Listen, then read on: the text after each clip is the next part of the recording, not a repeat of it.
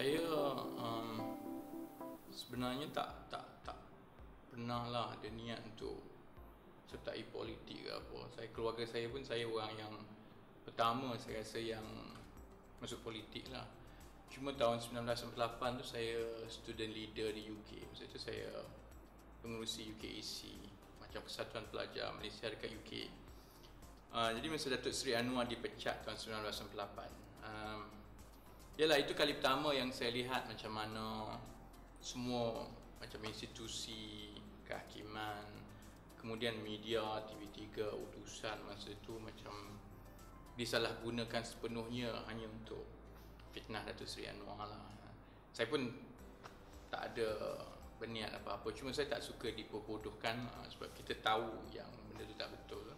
Jadi macam ramai anak muda yang lain, hampir ramai rakyat Malaysia ketika itu, saya pun turun juga dengan reformasi, saya pun ambil tahu.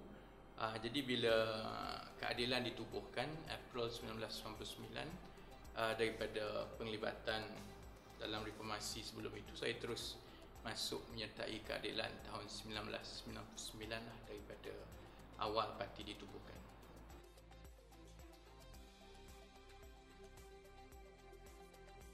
Setiap kali ada macam pergolakan besar dalam masyarakat, kita macam tak puas hati dan kita nak sesuatu berlaku lah.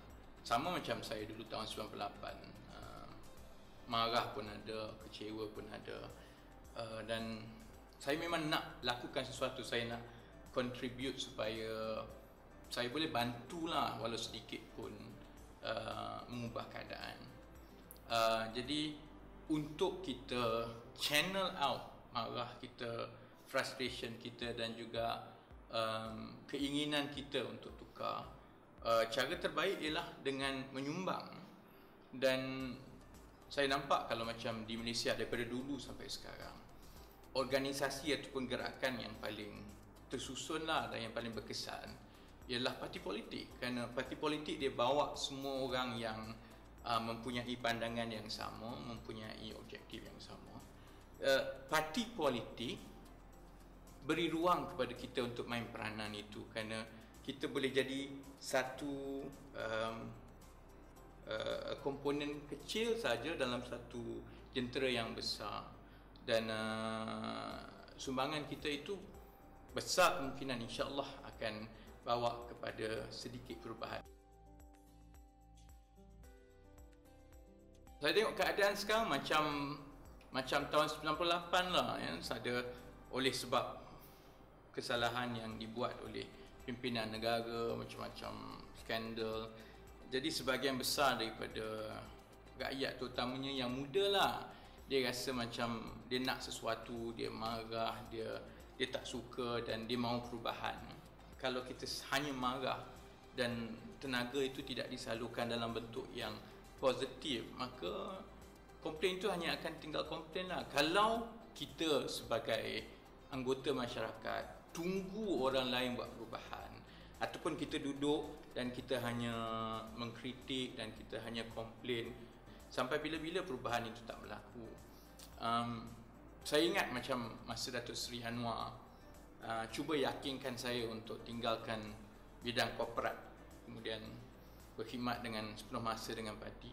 Dia tak cakap banyak, saya komplain, dia dengar, saya komplain itu tak betul, ini tak betul.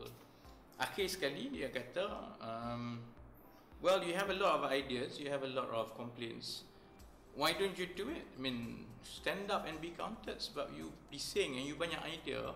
Sampai bila-bila idea itu tidak akan jadi kenyataan lah, sebab you hanya bising. Jadi itu yang mendorong saya. Akhirnya saya tahu bahawa you have to take side, don't be a bystander. Kalau kita duduk berada di tepi, memang sampai bila-bila lah ya, keadaan itu tidak menjadi seperti yang kita harapkan.